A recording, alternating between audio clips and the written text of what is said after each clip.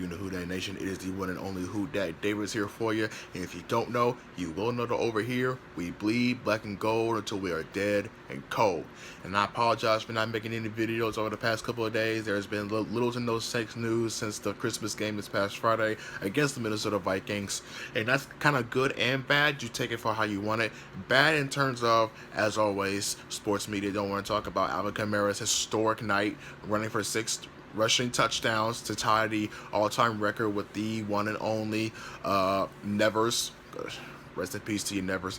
But we do have some news today. It is both good and bad. As always, there is never a dull moment with these New Orleans Saints. Let's go ahead and jump right into it with today's injury report and some roster moves.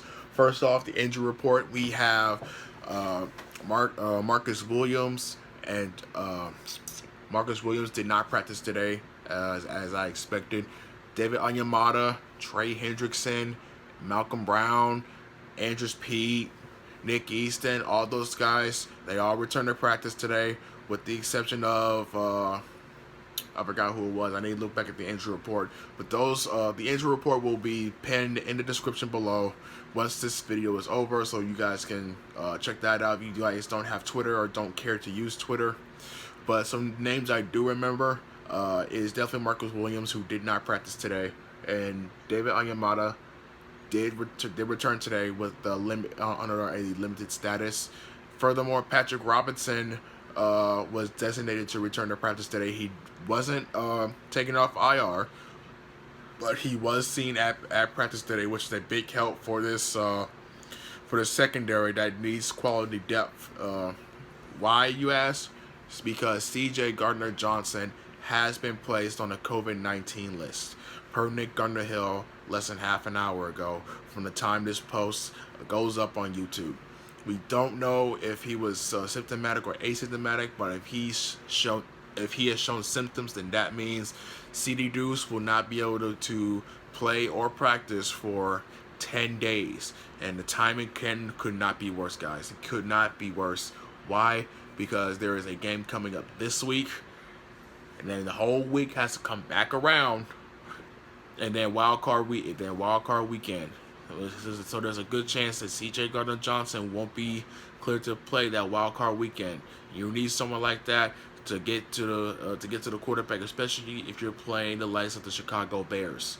So the Saints really need to handle their business and pray for a miracle. It's very unlikely, but it's still likely that if they handle their business and Chicago ends up beating Green Bay and then Seattle beats the 49ers, if they can avoid that trap game, if all the stars align, the Saints can get away with it by having that bye week and everything just comes straight to the dome. We know this dome is a little bit of a trap themselves, because of no fans and all that. But when you're in a situation like this, you're in a handful of your best starters are going on either IR or COVID-19 lists. That bye week can do you a lot of good, and you're under those same conditions also. So hopefully the stars align for the New Orleans Saints, because they're going to need all the help they can get if anybody else goes on IR or COVID-19. But that's it. That's all. That's my update for right now. My final thoughts for today's injury report, like I said, man, there's always something going on with this team. Whether it be someone coming out, it's like whenever someone comes in, someone goes out. We haven't had a full roster attendance since I believe weeks 9 and 10. So yeah, I've come to expect it at this point. I hope CD Deuce isn't symptomatic. COVID-19 is some serious stuff, man. It's serious stuff. So I hope for him to get healthy. The guy's been a beast at that slot corner, that blitzing safety.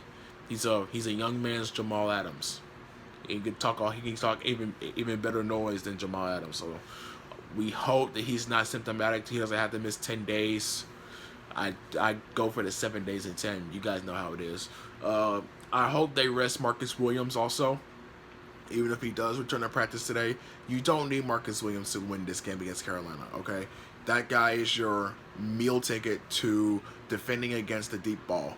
Mitch Trubisky, Aaron Rodgers, the Super Bowl, possibly Patrick Mahomes, or most likely even Josh Allen. You need Marcus Williams to shore up your back half of your secondary, take away those deep balls, and force everything underneath so the Saints can play to their strengths and not the strengths of the opponent's offense. So yeah, I wouldn't play Marcus Williams in this game, even if he doesn't come back to practice. That's just me and my take. But I will have more updates tomorrow as they happen. Like I said, look out for the injury report to be posted in the comment section below, so you guys can keep up with who's all coming, who's all going. That's this, that, and the other.